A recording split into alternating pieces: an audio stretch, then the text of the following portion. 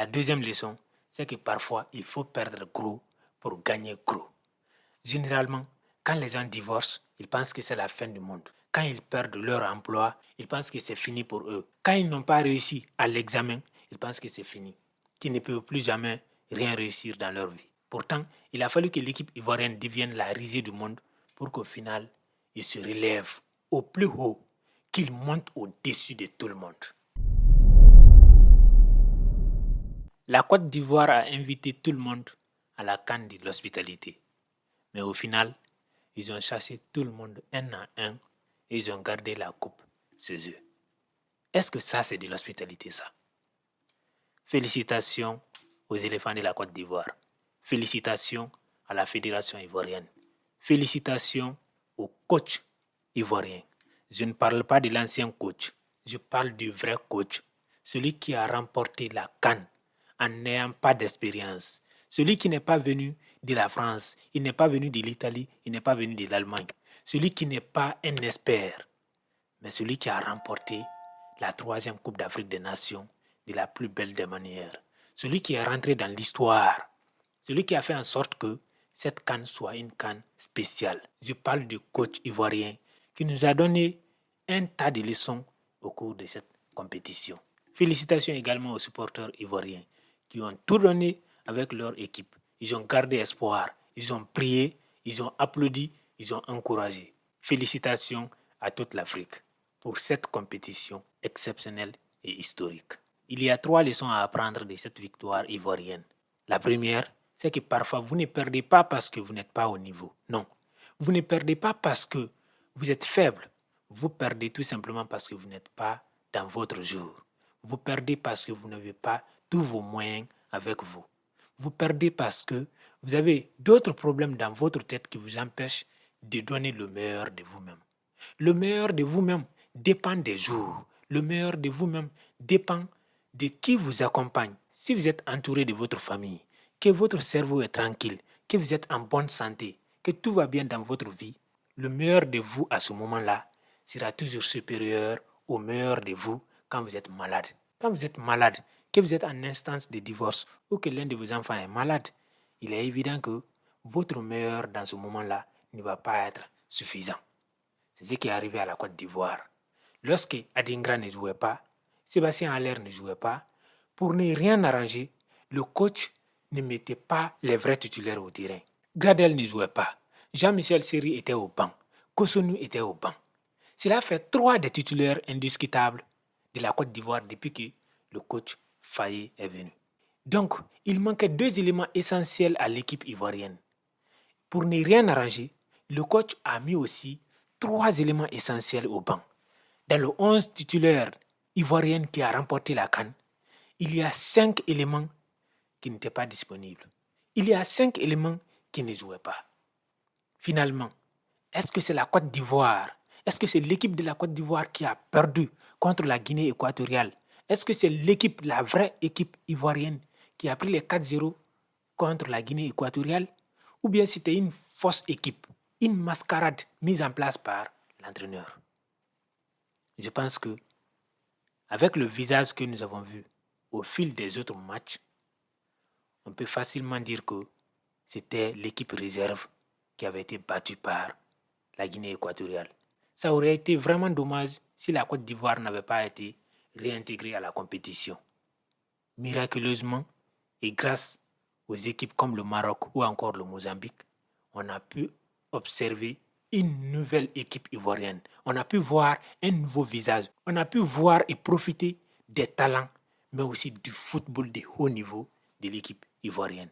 On est reconnaissant pour les 4-0 de la Guinée équatoriale. Parce que sans ces 4-0-là, l'équipe ivoirienne allait se qualifier dans la facilité et on n'allait pas se rendre compte de toutes ces erreurs de cet entraîneur-là. Et probablement, même Sébastien Haller et Adingra n'allaient pas jouer tous les matchs.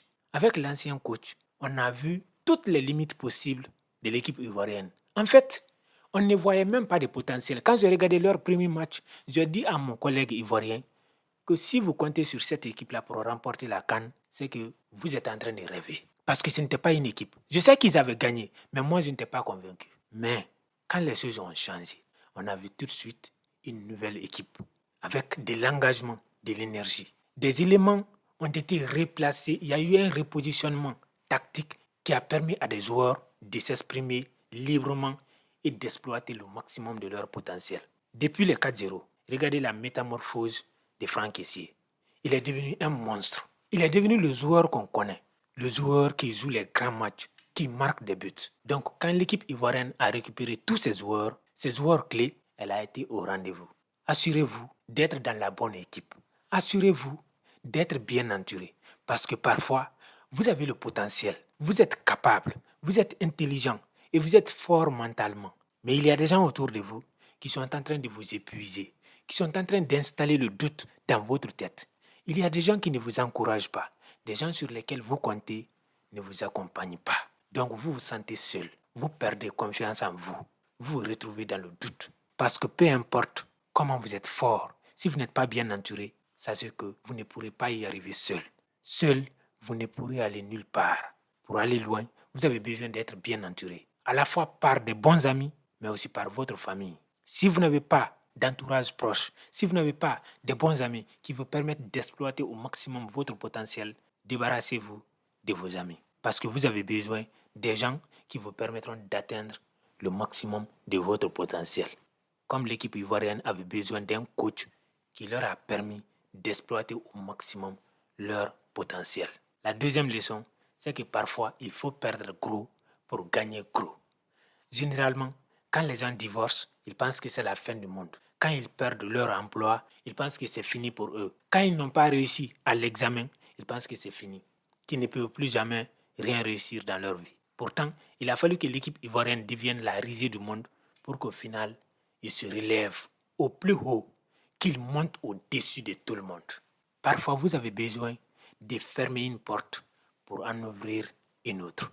Malheureusement, il y a un grand nombre de personnes qui ne ferment jamais la mauvaise porte. Tant que vous n'avez pas fermé la mauvaise porte, la bonne porte ne va jamais s'ouvrir. Dieu attend de vous que vous décidez de vous débarrasser des mauvaises personnes autour de vous. Dieu attend de vous que vous quittez ce job-là qui vous met dans le stress intense pour finalement vous montrer de nouvelles opportunités qui vont faire de vous une personne épanouie. Tant que vous continuez de souffrir dans ce boulot-là, parce que vous pensez qu'il n'y a pas d'autre solution, vous allez continuer comme ça. Et vous n'allez jamais ouvrir les yeux sur de nouvelles opportunités qui peuvent s'offrir à vous. Vous n'êtes pas obligé d'accepter votre sort. Non, vous pouvez faire mieux. Dieu ne vous a pas créé pour vous faire souffrir. Si vous êtes avec des gens qui vous font souffrir, ce n'est pas le destin. Ce n'est pas la volonté de Dieu. C'est votre volonté parce que c'est vous qui acceptez de souffrir. Dieu a créé tout le monde avec des épreuves à supporter, mais il n'a créé personne pour supporter des épreuves dures tous les jours. Non, vous êtes libre d'accepter votre souffrance. Parfois, Dieu vous fait vivre des épreuves pour vous aider à apprendre, pour vous pousser à aller de l'avant, pour vous endurcir. Mais si vous êtes endurci suffisamment, vous avez besoin de partir vers finalement la destination que Dieu veut que vous atteigniez. Mais si vous ne bougez pas, vous allez rester sur place. Vous pensez que vous êtes dur. Non, à ce moment-là, vous n'êtes plus dur. Vous êtes un fataliste. Vous avez accepté votre sort. La Côte d'Ivoire n'a pas accepté son sort. Les dirigeants du football ivoirien n'ont pas accepté leur sort. Ils ont décidé de réagir avec efficacité. Ils se sont débarrassés de leur entraîneur. Quand vous mettez des gens à des postes de responsabilité, s'ils n'assument pas leur poste, s'ils ne sont pas compétents, demandez-leur de rendre compte. C'est ça le problème en Afrique. Généralement, on ne demande pas aux gens de rendre compte. L'instance dirigeante du football ivoirien a demandé des comptes à l'entraîneur. Ils se sont rendus compte que ce n'est pas quelqu'un qui mérite de prendre en charge cette équipe-là. Ils ont montré aujourd'hui qu'ils avaient raison. Ça a été un succès total. La troisième raison, on l'a déjà dit dans une précédente vidéo. Soyez bon, soyez humble. Dieu va vous faire grâce. Je sais que les Ivoiriens aiment s'en prendre à tout le monde, mais je sais une chose, c'est un peuple qui a un bon cœur. Les Ivoiriens, même quand ils s'en prennent à quelqu'un, c'est toujours pour rire. Ils ont créé la CAN de l'hospitalité. Ils ont remporté la CAN de l'hospitalité. Je pense qu'il n'y avait pas une meilleure façon de terminer cette CAN-là. C'est la première fois qu'on entend parler de CAN d'hospitalité. L'hospitalité, c'est diriger vers les autres. C'est comme si on disait, On va accueillir les gens avec le sourire, avec la bonté du cœur, avec le respect, avec l'amour. Souvenez-vous, je dis toujours dans mes vidéos ici, quand vous êtes bon avec les gens, Dieu sera bon avec vous. Je sais qu'il y a des gens qui vont dire non, le football, c'est pas Dieu. Non, vous devez comprendre, Dieu est dans tout. Même quand vous êtes dans le péché, Dieu vous accompagne. Parce que Dieu, qu'est-ce qu'il fait? Il vous laisse décider. Et quand vous décidez de faire le bien, Dieu va vous protéger dans le bien. Il va vous accompagner. Il va vous donner sa bénédiction. Mais quand vous décidez aussi de faire le mal, Dieu il va vous donner aussi la main libre. C'est vous qui décidez. Mais Dieu vous accompagne. Donc, quand vous êtes bon avec les gens, ce que vous faites pour les autres là, l'effort que vous fournissez pour les autres, Dieu va fournir un effort équivalent pour vous. Beaucoup plus même. Parce que quand c'est Dieu lui-même qui agit en votre faveur, c'est que c'est bon. Félicitations à la Côte d'Ivoire pour la CAN de l'hospitalité. Félicitations à l'équipe ivoirienne. Félicitations aux supporters ivoiriens. Félicitations à l'équipe marocaine de nous avoir fait vivre cet événement unique. Félicitations à l'équipe de Mozambique.